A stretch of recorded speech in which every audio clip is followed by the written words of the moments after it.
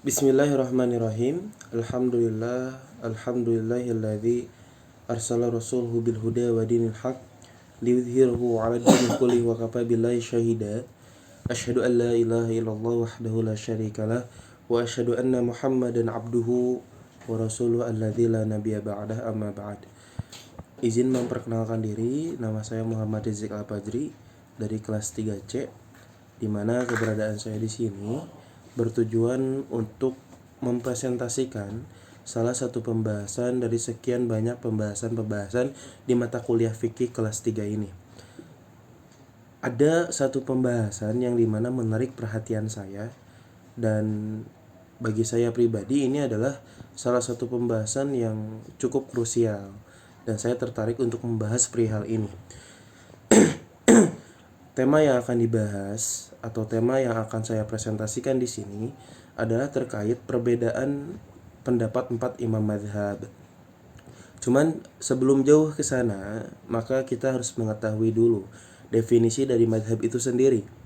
Mazhab itu dia berasal dari kata zahaba, atau diartikan dalam bahasa Indonesia itu pergi, yang bertujuan memiliki makna tentang at-thoriq atau jalan gitu. Di samping itu secara semantik, mazhab itu bisa diartikan pendapat, kemudian bisa diartikan sebagai sudut pandang, atau mungkin bisa dikatakan sebagai aliran juga. Nah, sedangkan menurut para ulama usul fikih atau perspektif usul fikih, bahwasanya mazhab itu adalah pendapat para mujtahid yang berupa hukum-hukum Islam berdasarkan pada hasil kajian-kajian dalil syara secara terperinci, berbagai kaidah atau bisa dikatakan qawaid, juga sebagai landasan usul yang saling berkaitan satu dan lainnya. Pada awal mulanya mazhab ini hanya sekedar pendapat. Pada mulanya mazhab ini hanya sebagai sudut pandang dari imam-imam yang berkaitan. Contoh misalkan mazhab Imam Abu Hanifah, maka bisa diartikan itu adalah sebuah pendapat atau sebuah sudut pandang dari Imam Abu Hanifah. Kemudian mazhab Syafi'i. Nah, mazhab Imam Syafi'i itu bisa diartikan sebagai pendapat atau sudut pandang Imam Syafi'i. Kemudian juga ada mazhab Maliki gitu kan. Maka itu bisa dikatakan adalah sebagai pendapat Imam Maliki. Di samping itu ada juga mazhab Hanbali, atau bisa dikatakan itu adalah pendapat dari Imam Ahmad bin Hanbal. Tapi jauh dari itu semua, makin kesini setelah setelah peninggalan dari imam-imam yang bersangkutan, seperti misalkan meninggalnya Imam Abu Hanifah, meninggalnya Imam Syafi'i, meninggalnya Imam Maliki, meninggalnya Imam Ahmad bin Hanbal, jauh dari setelah itu maka muncullah mazhab itu sebagai sebuah komunitas begitu. Nah, pada awal mulanya pada kehidupan para imam mazhab ini tidak ada yang disebut dengan komunitas-komunitas itu, seperti misalkan komunitas mazhab Syafi'i, atau misalkan komunitas mazhab Maliki, mazhab Hanafi, mazhab Hanbali, itu tidak ada. Karena mazhab itu sendiri adalah hanya sebagai pendapat, sebagai ruang lingkup, atau misalkan cara berpikir dari imam-imam yang bersangkutan. Juga di samping itu, sejatinya mazhab itu bukan hanya ada 4, melainkan cukup banyak begitu kan. Hanya saja 4 imam inilah yang cukup terkenal atau pendapatnya ini cukup masyhur.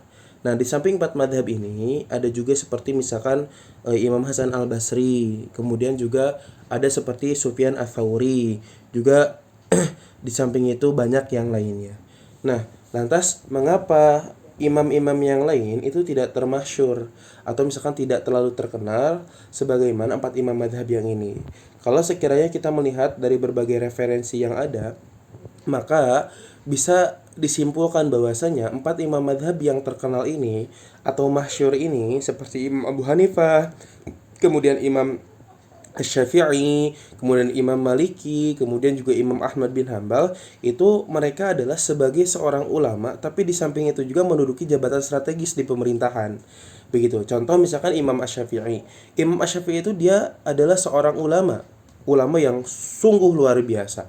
Tapi di samping itu, beliau sebagai seorang qadhi atau sebagai seorang hakim, tatkala ada sebuah permasalahan dan kemudian harus ditentukan solusinya, ditentukan hukumnya, maka pada saat itu Imam Asy-Syafi'i mengeluarkan pendapatnya, mengeluarkan hasil dari ijtihadnya.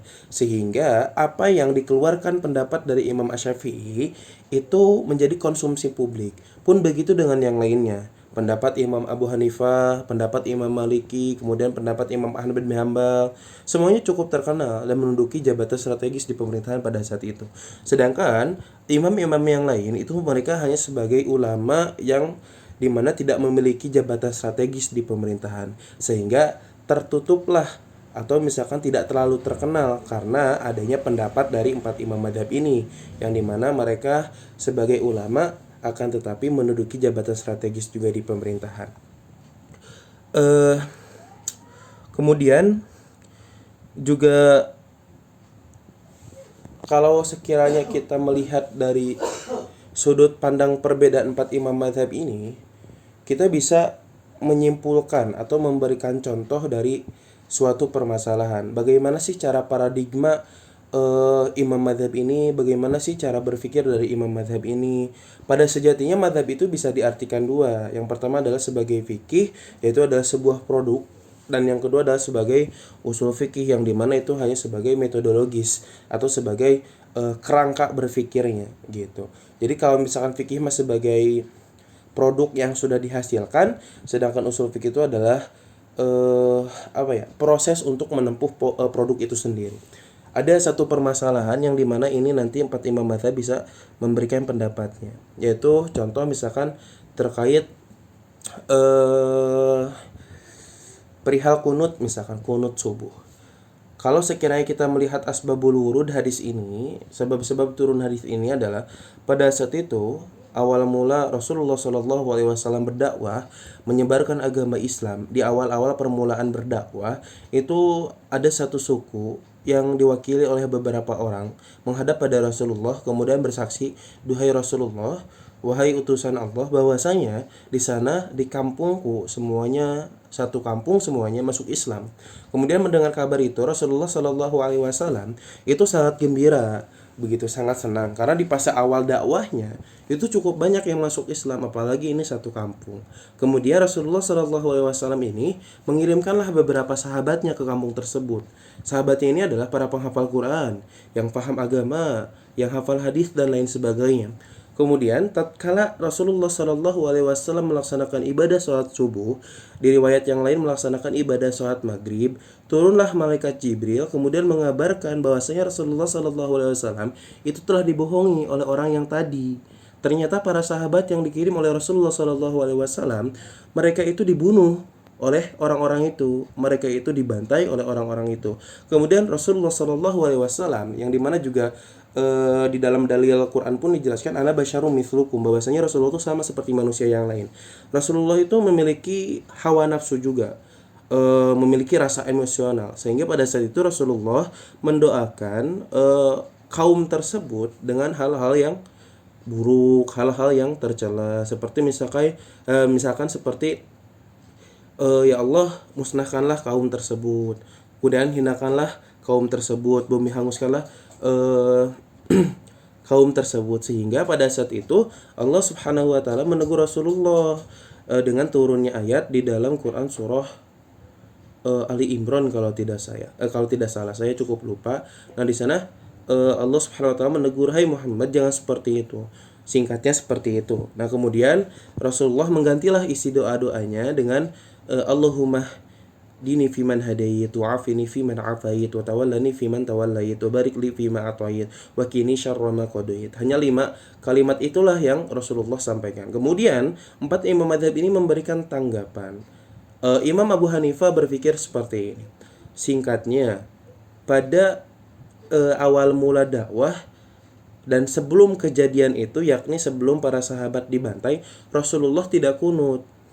Kemudian setelah kejadian itu Rasulullah kunut. Tetapi setelah 1 bulan Rasulullah tidak kunut, maka kunut itu tidak ada. Kunut itu adalah doa-doa yang baik, yang dimana pada situ Rasulullah mengganti isi doa-doanya dengan hal yang baik, begitu yang tadi Allahumma dini fiman hadait dan seterusnya. Kemudian Imam Maliki Imam Maliki ini berpendapat bahwasanya sebelum ada kejadian itu Rasulullah tidak kunut. Kemudian setelah ada kejadian itu Rasulullah kunut. Tetapi setelah 1 bulan Rasulullah tidak kunut. Tapi pada saat itu ada beberapa sahabat yang dimana masih melaksanakan kunut tersebut, dan Rasulullah melihat apa yang dilakukan oleh para sahabat. Pada saat itu Rasulullah tidak mengatakan atau tidak melarang mereka untuk melaksanakan kunut. Berarti di sini dalam usul fikih adalah takrir, yaitu persetujuan Rasulullah. Karena diamnya Rasulullah itu berarti setuju. Kemudian Imam Asy-Syafi'i pun sama seperti Imam Maliki, hanya saja perbedaannya kalau Imam Asy-Syafi'i itu melaksanakan kunut setelah bangun dari i'tidal, sami Allahu liman hamidah, kemudian dijaharkan kunutnya. Kalau sekiranya Imam Maliki itu sebelum ruku, dan kunutnya itu adalah disirkan. Sedangkan Imam Ahmad bin Hambal itu mengambil jalan tengah. Kata Imam Ahmad bin Hambal seperti ini: sebelum ada kejadian itu Rasulullah tidak kunut. Datanglah kejadian itu Rasulullah kunut. Dan setelah 1 bulan Rasulullah tidak kunut. Kalau sekiranya ada hal-hal yang cukup besar, kemudian di sana ada doa-doa yang dikatakan kunut, maka disebutnya dengan nazilah. Makanya Imam Ahmad bin Hambal mengatakan ada kunut nazilah tatkala ada hal-hal yang besar atau kejadian-kejadian besar. Begitulah cara pandang dari 4 imam mazhab tersebut. Wallahu alam bishawab. Mungkin itu saja yang bisa kami sampaikan. Mohon maaf bila sekiranya ada kekurangan ataupun kesalahan, karena posisinya di sini masih belajar, karena apa yang benar dari saya itu sejatinya Allah yang memberikan, dan apa yang salah dari saya itu adalah dari diri pribadi. Wassalamualaikum warahmatullahi wabarakatuh.